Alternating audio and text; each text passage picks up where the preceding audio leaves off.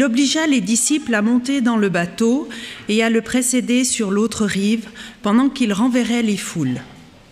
Après avoir renvoyé les foules, il monta sur la montagne pour prier à l'écart. Le soir venu, il était encore là, seul. Le bateau était déjà à plusieurs stades de la terre, malmené par les vagues, car le vent était contraire. À la 4e veille de la nuit, il vint vers eux en marchant sur la mer. Quand les disciples virent marcher sur la mer, ils furent troublés et dirent « C'est un fantôme !» Et dans leur crainte, ils poussèrent des cris. Jésus leur dit aussitôt « Courage, c'est moi, n'ayez pas peur !» Pierre lui répondit « Si c'est toi, ordonne-moi de venir vers toi sur les eaux. »« Viens, dit-il. » Pierre descendit du bateau, marcha sur les eaux et vint vers Jésus. Mais en voyant que le vent était fort, il eut peur, et comme il commençait à couler, il s'écria « Seigneur, sauve-moi !» Aussitôt Jésus tendit la main, le saisit et lui dit « Homme de peu de foi, pourquoi as-tu douté ?» Ils montèrent dans le bateau et le vent tomba. Ceux qui étaient dans le bateau se prosternèrent devant lui et dirent « Tu es vraiment fils de Dieu. » J'ai un peu hésité ce matin à mettre costume cravate et être habillé comme je suis aujourd'hui ou mettre le maillot d'Argentine. À bon entendeur, salut. Plus que vainqueur. Et sincèrement, les amis, je connais des gens qui me disent souvent, moi, ça m'est égal. Quand je faisais des sports, et j'étais un grand sportif, je sais que mes paroles ne sont pas accompagnées de mon ventre aujourd'hui, mais je vous promets que quand on faisait la compète, j'avais des coéquipiers qui disaient, moi, ça m'est égal perdre. Je ne suis pas là pour gagner. Et moi, ça m'énervait. J'ai dit, mais attends, mais si tu n'es pas là pour gagner, tu es là pour quoi faire? Pour participer. D'ailleurs, cela, il a produit pas mal de conflits dans mon couple parce qu'elle a rejoint mon équipe de volleyball dans un moment. Je lui ai dit, chérie, soit tu te bats pour gagner, soit au revoir. Elle n'a pas trop aimé, mais on est encore mariés, vous voyez? Est-ce que je peux voir les mains de ceux qui aiment bien gagner dans la vie? Ok. Alors, oui, il y a les gens là-haut qui font comme ça pour voir s'il y a quelqu'un qui... Est-ce qu'il y a des gens qui, vous avez le droit de dire, ça m'est égal pour moi, gagner ou pas gagner? Voilà, il y a plusieurs. C'est ce que j'imaginais. Alors, je n'ai rien contre vous, les amis, mais ceci dit, Apocalypse chapitre 2 et 3, le Seigneur Jésus-Christ, il dit 7 fois aux 7 églises, à celui qui vaincra. Et là, peut-être vous dites, ah Léo, mais tu nous pièges là. Là, j'ai pensé que tu nous parlais de l'esport, de la vie au quotidien. Non, mais j'ai parlé aussi de la spiritualité. Dieu, il nous a créés pour qu'on soit des vainqueurs. Mais à partir du moment que le péché il est rentré un peu dans notre vie, ben, on est devenu un peu des losers, des perdants. Mais pour moi, le message du Nouveau Testament, c'est un message qu'il nous dit, bats-toi. Bats-toi parce que à celui qui vaincra, je lui donnerai à s'asseoir sur mon trône. À celui qui vaincra, je lui donnerai à boire de l'eau de vie. À celui qui vaincra. Et moi, je suis convaincu que le Seigneur, il veut qu'on puisse vaincre ensemble. Mais c'est vrai que dans la vie chrétienne, parfois, vous êtes d'accord avec moi que ce n'est pas si simple que ça. Que parfois dans le travail, ce n'est pas si simple que ça. Que parfois avec le couple ou avec nos enfants, ce n'est pas facile.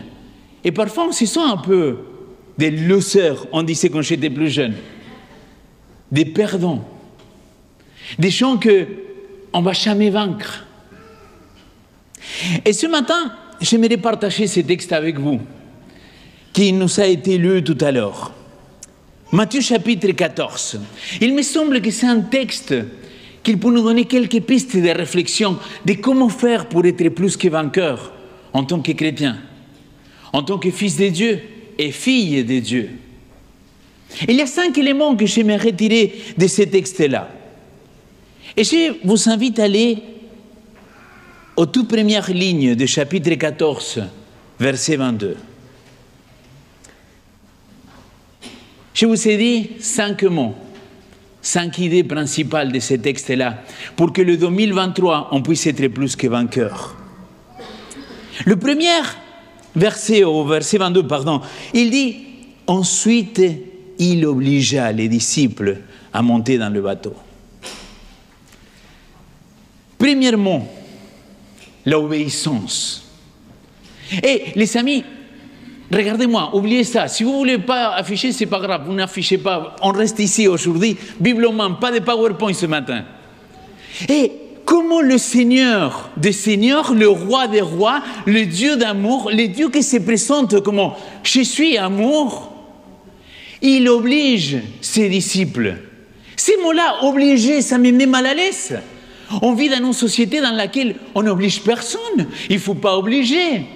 Et donc, du coup, quand j'ai commencé à étudier ces textes-là, je me suis dit, non, mais ce n'est pas possible. Jésus-Christ, mon Jésus, mon maître d'amour, mon ami, il ne peut pas m'obliger. Parce que ce mot-là, il apparaît que 3 fois dans le Nouveau Testament. Une fois ici, une fois on marque que c'est la même histoire, et une fois en Luc, dans la parabole, qu'on va obliger les serviteurs à rentrer dans la fête. Vous vous rappelez? Seulement 3 fois. Et j'ai regardé, je me suis dit, mais attends, mais il doit y avoir d'autres traductions possibles, il doit y avoir quelque chose d'autre. Eh bien non. Les mots c'est forcer. Les mots c'est contrainte. Les mots c'est obligé. Et là, je me suis dit, attends, mais en tant que fils de Dieu, en tant que fille de Dieu, ce n'est pas de mon devoir aussi apprendre à obéir? Et l'obéissance, il me semble que c'est le premier élément clé pour être vainqueur. Pas simplement pendant l'année 2023, mais aussi pour ta vie. Parce qu'à partir de maintenant, je pourrais dire, il y a 2 manières de voir l'obéissance. Soit tu obéis parce que tu as peur des conséquences, soit tu obéis parce que tu fais confiance. Vous êtes d'accord avec ce que je viens de dire? Parce que maintenant, si c'est le Roi des Rois, le Seigneur des Seigneurs, c'est lui qui sait tout, qu'il me dit, Léo, maintenant monte dans ce bateau, il va de l'autre côté, ne discute pas. Pas peut-être. Il va falloir que j'apprenne à obéir. Il y a quelques années, je vais vous raconter un petit péché mignon. J'aime beaucoup le kebab.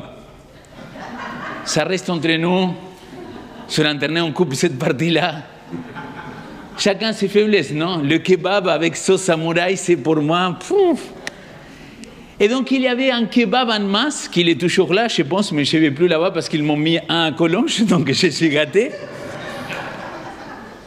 Et je me suis fait ami avec les serveurs. C'était tous des musulmans, très pratiquants. Et un de ces gars-là, il me connaissait parce que j'y allais quelques fois par semaine. Et cette personne, il me dit, elle savait que j'étais argentin, il me disait l'argentin. Et un jour, il me dit, hé l'argentin, pourquoi tu ne manges pas de porc? Parce que je l'avais raconté, que j'étais étudiant en théologie, j'étais aumônier à l'époque au campus. Mais pourquoi tu ne manges pas de porc? Et donc, moi, je me lance dans toute une réflexion philosophique, de santé, pour dire pourquoi je ne mangeais pas de porc. Il me dit, hé, l'Argentin, là, je t'arrête tout de suite. Là, tu te trompes. Tu sais pourquoi moi, je ne mange pas de porc? Non, pourquoi? Parce que là, il me l'a demandé, point. Et les amis, quelque part, blague à part, ça m'a fait réfléchir. Si Dieu il dit, écoute, ça c'est pas bon pour toi, mon ami, ne le mange pas, pourquoi je vous rentrer dans un débat infini avec le Roi des Rois? C'est lui qui est mon créateur, c'est lui qui sait comment je fonctionne. Mais au lieu d'obéir, je rentre dans une discussion avec Dieu. Là, les disciples, ils vont rentrer dans cette discussion-là. Madame White, il va le dire très clairement dans le livre Jésus-Christ. Il va rentrer dans cette discussion-là. Et en réalité, s'il va les obliger, c'est qu'il avait une raison. Et parfois, ces raisons-là, il nous est donné, et parfois, il ne nous est pas donné. Mais pourquoi il les a obligés? En Jean chapitre 6, il va dire très clairement pourquoi. C'est la même histoire. Il va dire, et il les obligea à monter dans le bateau et aller de l'autre côté. Parce qu'il voulait le couronner roi à ce moment-là. Il y a une raison pour laquelle Jésus-Christ il dit « Maintenant, stop, on arrête de discuter, tu montes dans le bateau et tu vas de l'autre côté. » Dieu jamais de la vie il va se permettre de nous demander d'obéir sans une véritable raison. Et c'est vrai que parfois on les sait, on les connaît, parfois on ne les connaît pas. Mais la question, elle n'est pas là. La question, c'est que si j'obéis, et peut-être de manière aveugle, à mon Dieu, c'est parce que je lui fais confiance. Là, je m'attendais à un amen, quand même. Si j'obéis à mon Seigneur, c'est parce que je lui fais confiance. Il sait qu'est-ce que c'est le mieux pour moi. Apprends à obéir. D'ailleurs, ces disciples-là, dans ces moments-là qu'ils voulaient le couronner roi, ils vont faire quelque chose d'autre.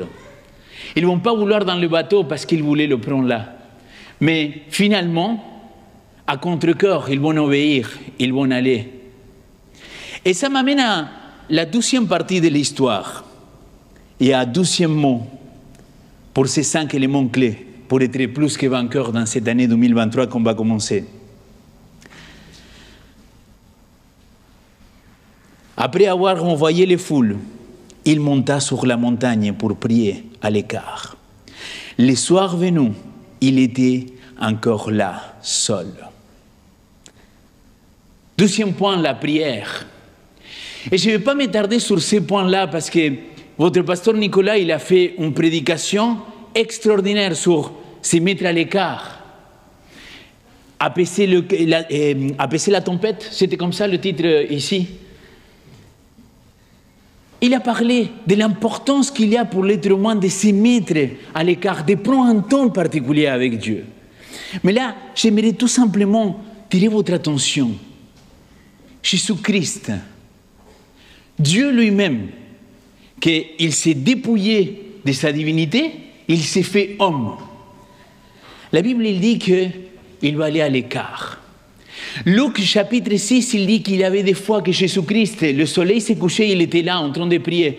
Et le soleil s'est levé, il était là encore de prier. Madame White, il dit qu'il passait des nuits entières à prier, à chercher cette communion intime avec Dieu. La prière. Mais vous voyez, quand je vois ma vie et je vois mes échecs, j'ai dit, est-ce que vraiment j'avais confié ça à Dieu? Est-ce que vraiment j'essayais de gagner ces combats à genoux, en prière avec Dieu?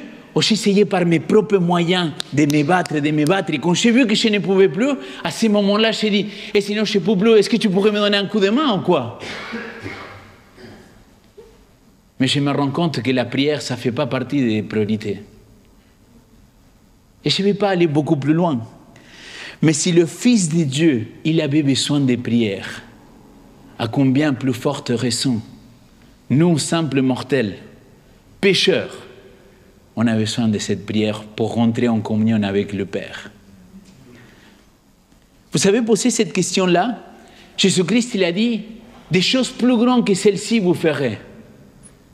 Et cependant, on vit dans une église, dans une société dans laquelle on ne voit pas tous ces miracles arriver. Et je le disais hier dans la méditation que j'ai faisais à Bon Sabbat chez vous, sur Espoir Média, je disais, comment on va convaincre tous ces gens-là, ici à Genève, en Suisse, en Europe, qu'ils ne croient pas en Dieu? Dites-moi, comment on va faire pour convaincre ces gens-là? Est-ce que ça va être à travers la raison, à travers l'esprit, à travers tout simplement les bons arguments de comment Daniel chapitre 12, chapitre 7 et chapitre 8, ils sont en parallèle, comment Dieu il avait tout établi à travers les prophéties? Moi, je n'en sais rien. Mais moi, je sais que le Fils de Dieu, il avait besoin de se mettre en prière pour faire des miracles, pour que ses disciples ils puissent croire et mettre la foi en lui. Ce n'est pas ce qu'il a fait dans les noces de Canaan? Il a dit, et ses disciples, ils ont mis leur foi en lui parce qu'ils ont vu ce qu'il avait fait. Ce n'est pas ce qu'il va faire avec la femme samaritaine. À côté des pieux, il va lui dire, mais il est où ton mari? Ah, c'est vrai, tu n'as pas. Et là, la femme, il dit, ah, je vois que tu es prophète. Et c'est là qu'il va se mettre à l'écouter vraiment. Est-ce que ce n'est pas ce qu'il va faire avec Nathanaël? mais moi je t'ai vu. Ah, vous voyez que nous, aujourd'hui, on ne veut pas vivre une église des miracles, mais parfois parce qu'on s'est dit, mais je suis prêt à aller chercher dans la prière, comme le Seigneur Jésus-Christ, peut-être la nuit en entier, pour retrouver cette power spirituelle. À mon avis, et je parle pour moi, je ne parle pas pour vous, on est assez timide parfois. On prie quelques temps le matin, quelques temps le soir, et basta. Mais chez eux, le Fils de Dieu, il passait la nuit entière à prier. Et cela, il m'amène au troisième point, parce que là, on voit le contraste entre le Fils de Dieu et nous, les disciples. Jésus-Christ, il monte dans la montagne. Il se met à l'écart pour prier.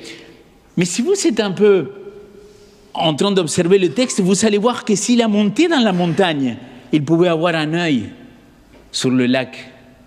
Oui ou non? Il voyait ce qui s'est passé. Si vous lisez l'évangile de Marc, ils sont à 400 kilomètres. Un bateau qu'il peut porter une douzaine de disciples, vous pensez qu'on ne va pas le voir? 400 kilomètres il était. Et je me pose la question, et les disciples, de quoi ils parlaient pendant ce temps-là, pendant qu'il était dans le bateau? Est-ce qu'ils étaient en train de dire, écoute, le maître il nous a obligés à aller de l'autre côté, on n'a pas compris pourquoi, on va se mettre à prier, on va discuter, on va échanger ensemble? Ou peut-être il était en train de se dire, mais attends, là ce qu'on vient de voir, cette multiplication des pains et des poissons, ce qu'on vient de vivre là, toute cette foule-là qu'il était à côté du Seigneur, toutes ces choses-là qu'on a vues. Mais on sait très clairement que c'est le roi qu'il devait venir. C'est le Messie. Maintenant, à ton avis, ça va être qui le plus grand? Et là, il commence. Nicolas, c'est toi. Non, c'est toi, Jacinto. Non, c'est toi, Pascal. Non, c'est moi, Léo. Et là, il commence les disputes. Il commence les discussions. Mettons qu'il allait dans son petit bateau et qu'il allait de l'autre côté de la rive, tout allait bien. Le problème, c'est que le verset 24, il nous dit, le bateau était déjà à plusieurs stades de la terre. Malmené par les vagues, les vents étaient contraires. Ce petit bateau, il pourrait illustrer quelque part notre vie. Il y a beaucoup de gens qui l'ont appelé l'allégorie du bateau. Quelque part, c'est notre vie. On sait quelle est notre destination. Les disciples, ils savaient qu'ils devaient aller de l'autre côté des lacs. Nous, on sait que nous attendons d'aller à la patrie céleste. On dit comme ça en français? Jérusalem, la nouvelle Jérusalem. Et parfois, tout va bien, tout est calme, tout est beau. Et le vent, il commence à être contraire. Et les vagues, ils commencent à être grandes. Et moi, je ne sais pas qu'est-ce que vous aurez fait. Mais si toi, tu étais marin, dis-moi sincèrement, est-ce que tu aurais paniqué parce qu'il avait un petit vent? Parce qu'il avait quelques vagues qui rentraient dans le bateau? Moi, si j'étais marin, j'aurais pris un petit seau et j'aurais sorti l'eau. Et l'eau est rentrée, j'ai sorti l'eau. Quel est le problème? J'ai grandi dans un lac, j'ai grandi dans la mer. Je ne veux pas avoir peur d'une petite tempête. Ah, si seulement ces disciples-là, ils auraient écouté avant de discuter. S'ils avaient obéi avant de se dire, mais non, pas maintenant, jusqu'à que Jésus les obligea à aller de l'autre côté. Peut-être qu'ils ne devaient pas faire face à la tempête. Moi, je ne sais rien, je ne suis pas Dieu. Donc, je dis juste que parfois, combien de fois dans la vie, on pourrait s'épargner des tempêtes? Écoutez-moi bien, combien on pourrait s'épargner des tempêtes si on obéit et si on entend la voix de Dieu? Mais au lieu d'obéir, au lieu de prier, on veut se battre par nos propres moyens. Et tu te dis, comment tu sais ça, Léo? Parce que là, pour moi, on rentre dans le troisième élément, la confiance. La confiance, peut-être vous dites, envers qui? Envers notre Maître. Que dans les moments difficiles, lui aussi, il est là. Même si on ne le sent pas, même si on ne le voit pas, je suis convaincu qu'il est là. On parlait avec mon ami Nicolas Et on parlait d'un chant qu'il parle là dans le feu. Et on disait, même si je ne te sens pas, même si je ne t'entends pas, je sais que tu étais là. Je sais que tu es là et que tu seras là. Et c'est ça que les disciples, ils devaient comprendre, ils devaient avoir cette foi. Mais s'il vous plaît, si vous savez quelque temps, allez lire ce passage-là de Jésus-Christ et de Madame White. Il est extraordinaire quand il parle de ce moment dans lequel Jésus-Christ il va marcher dans l'eau. Vous savez pourquoi? Parce que quelque part, elle dit, les disciples, ils s'étaient tellement concentrés à se disputer par des choses futiles. Mais un peu comme notre église, les amis. Je ne parle pas que de l'église de la Cluse ou de l'église de Vivo, je parle de notre église. On se dispute pour savoir quel type de musique il est agréable à Dieu. On se dispute pour savoir si cette déco ou cette déco-là. On se dispute pour savoir si je dois célébrer ou pas célébrer Noël. On se dispute pour savoir c'est qui va être le responsable de cette pôle dans l'église. On se dispute mais vraiment pour des choses futiles. Et on passe des temps, oui, bien sûr, personne ne va dire aujourd'hui, c'est moi que je veux être le plus grand. Mais allez parfois dans une commission de nomination et vous allez voir comment ça se passe. Et je dis bien, je parle de l'Église mondiale. Je ne parle pas que de nos deux communautés ici présentes. Les disciples, ils n'étaient pas dans une dynamique ni d'obéir, ni de prière, et non plus de confiance. Parce qu'ils ont commencé à faire selon leur expérience. Mais je pense que dans un moment de la soirée, ils se sont dit, mince, on va faire comment quoi? Parce que là, le bateau, il est vraiment mal mené. Il y a d'autres traductions qui vont dire que c'est vraiment une catastrophe ce qui se passe dans ces moments-là. Et j'imagine qu'à ce moment-là, les disciples ils vont commencer à prier, non? Et peut-être tu te dis, Léo, et comment tu sais ça? Verset 25, s'il vous plaît. À la 4e veille de la nuit. À la 4e veille de la nuit. C'est quoi la 4e veille? Les Juifs, ils divisaient la nuit en 4 veilles. La première veille, c'était de 18h à 21h. 12e veille, à 24h. De minuit, de 21h à 24h. Et la 3e veille, c'était de minuit à 3h du matin. Et la 4e veille, c'était de 3h du matin jusqu'à 6h du matin. Vous avez compris? Donc, il divisait en 4 veilles. Et là, le texte biblique, il dit que c'est à la 4e veille, entre 3h et 6h du matin, que Jésus-Christ il va apparaître. J'imagine que les disciples, à ce moment-là, ils se sont dit, les amis, on est vraiment dans l'embarras, qu'est-ce qu'on va faire? Là, maintenant, il faut qu'on prie, il faut qu'on demande à Dieu. Celui-là, il a déjà apaisé une tempête, et donc, si ce n'est pas lui, on va périr. Et j'imagine qu'ils se sont mis à prier. Et là, Jésus-Christ, encore une fois, il va les surprendre. Parce qu'il dit que c'est à la 4e veille qu'il va apparaître en marchant sur la mer. J'écoutais cela une fois de pasteur Alejandro Bouillon. Il disait que Jésus-Christ, il apparaît toujours dans la 4e veille de ta vie. Pourquoi? Dans le moment le plus sombre, dans le moment dans lequel tu penses que ça y est, que tu t'es battu avec toutes tes forces, que tu n'as plus d'espoir, alors réjouis-toi parce que la 4e veille, ça veut dire que le soleil bientôt, il va arriver. Que ce soleil de justice, il va venir éclaircir ta vie. Amen, non? Amen. Ça veut dire que dans ces moments de difficulté, dans ces 4e veilles, je peux me réjouir. Parce que dans l'année 2023, il va y avoir des moments difficiles. Mais rappelle-toi, dans le moment le plus sombre de ta vie, Jésus-Christ, il va apparaître. Et ça, c'est avoir confiance en lui. Par contre, permets-moi de te dire, il ne va pas apparaître comme toi, tu as demandé qu'il apparaisse. Il ne va pas apparaître comme toi, tu imaginais qu'il pourrait apparaître dans ta vie. Il va apparaître comme lui, il sait qu'il doit apparaître. Permettez-moi d'illustrer ça avec un exemple que je n'aime pas trop, mais que je vais l'expliquer parce que pour moi, c'est ce qui me parle le plus. Imaginons qu'il arrive quelque chose à un de mes 12 enfants et que c'est grave ce qu'il arrive. Et donc il y a un accident, et je vais à l'hôpital, je vais à la Linière, et le médecin il me dit, Léo, pasteur, il n'a rien à faire. Nous, on a déjà tout ce qu'on pouvait, mais votre enfant, maintenant, il se bat entre la vie et la mort. Et là, je rentre chez moi. Et comment j'ai la trouille, comment j'ai peur, je vais me mettre à genoux. Et je vais passer la nuit entière à prier et dire, Père, s'il te plaît, au nom de Jésus-Christ, fais quelque chose. Prends ma vie, prends pas la vie de mon gamin, s'il te plaît.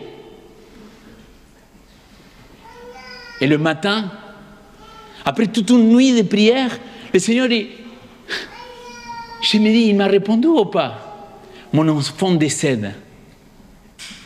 Je te pose la question, est-ce que je serais tellement confiant dans ces rois des rois, seigneurs des seigneurs, que je dirais, je ne comprends pas, Seigneur, mais je te fais confiance?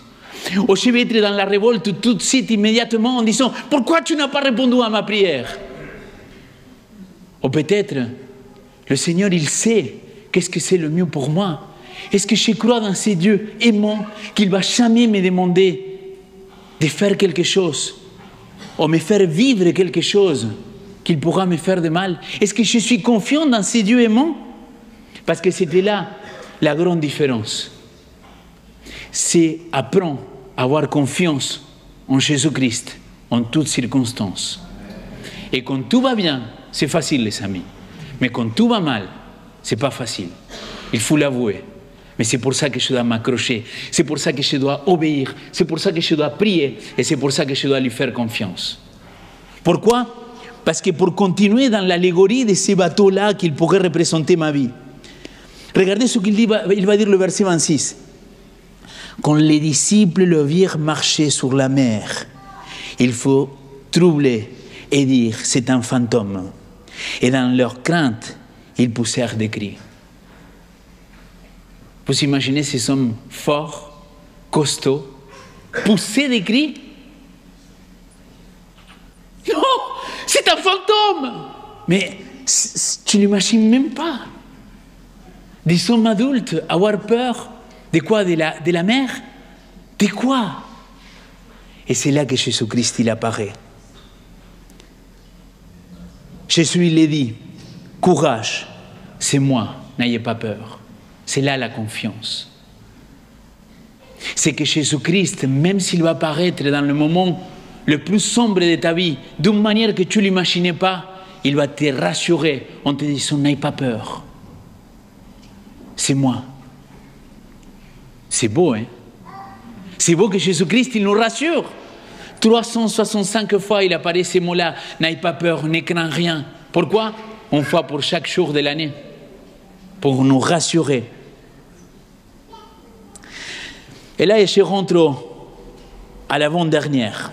Pierre lui répondit, si c'est toi, ordonne-moi de venir vers toi sur le seau.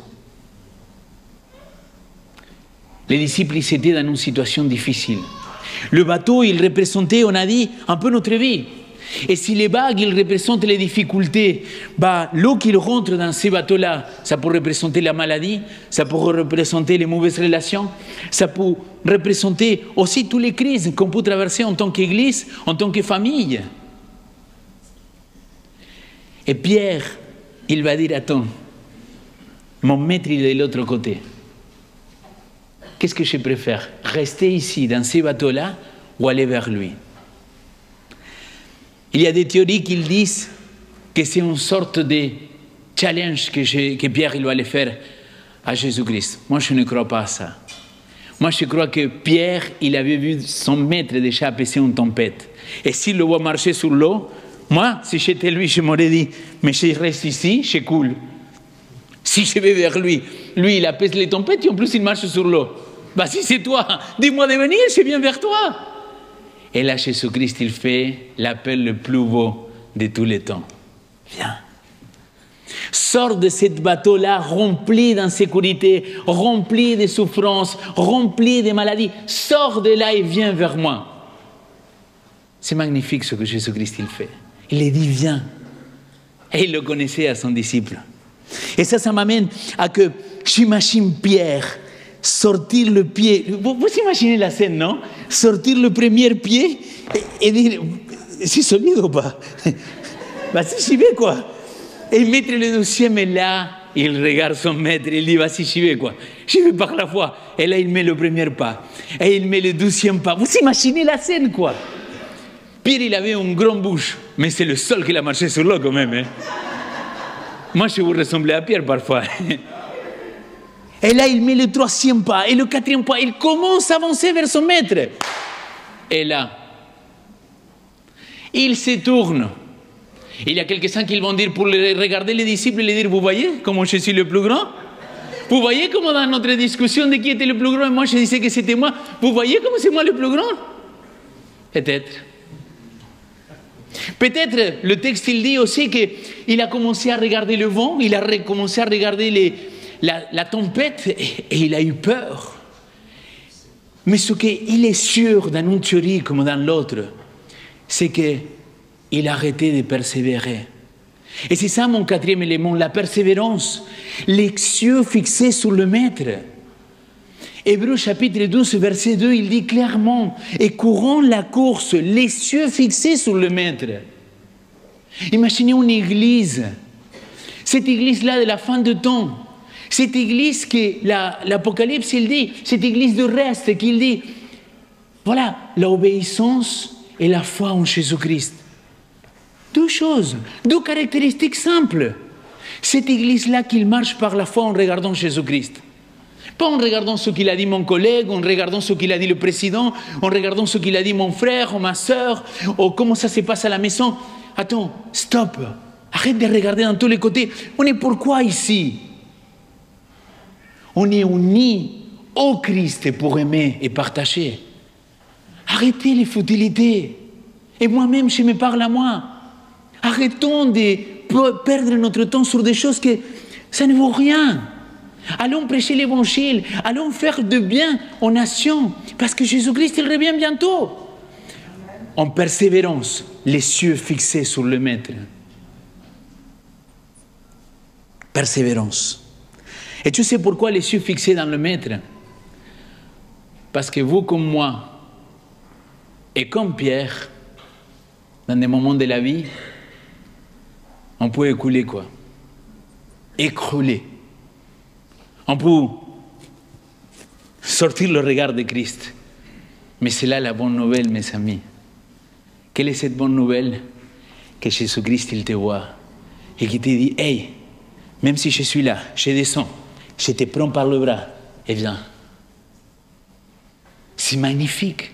Savoir qu'on est un Dieu qui, depuis le commencement, il était prêt à quitter le ciel pour venir nous servir, pour venir nous laver les pieds, mais aussi pour venir nous ramasser quand on est par terre, quand on est en train de s'écrouler. Et c'est là qu'il va aller dire cette phrase-là. Homme de peu de foi, pourquoi as-tu douté? Je ne suis pas ton maître, tu ne dois pas m'obéir, tu ne dois pas avoir cette confiance en moi. Et regardez comment il finit le texte. Ceux qui étaient dans le bateau se prosternèrent devant lui. Le mot prosterner, c'est le mot adoré dans l'Ancien Testament. On adorait Dieu quand on se mettait par terre vers Dieu. Cet acte de s'incliner, de se prosterner vers Dieu, c'est ça l'adoration à la base. Parce que je vois, ici dans ce texte-là, je vois que dans la victoire, il n'y a pas 40 000 moyens de faire. Paul, il pourrait donner 4 cathédrales, il pourrait faire un doctorat de comment être plus que vainqueur. Il a écrit au Romains chapitre 8, verset 37. Mais dans toutes ces choses, nous sommes plus que vainqueurs, par celui qui nous a aimés. L'ami, je suis convaincu que le Seigneur, il veut nous accorder la victoire dans notre vie. Pas qu'une fois, pas que pour quelques domaines de notre vie, mais pour tous les domaines de la vie. Il veut que ces enfants, que ces fils et ces filles, puissent être vraiment des enfants des rois des rois. Un Dieu victorieux, un Dieu qui a vaincu la mort et qu'il nous a promis la victoire éternelle. C'est pour cela que j'aimerais résumer de cette manière-là.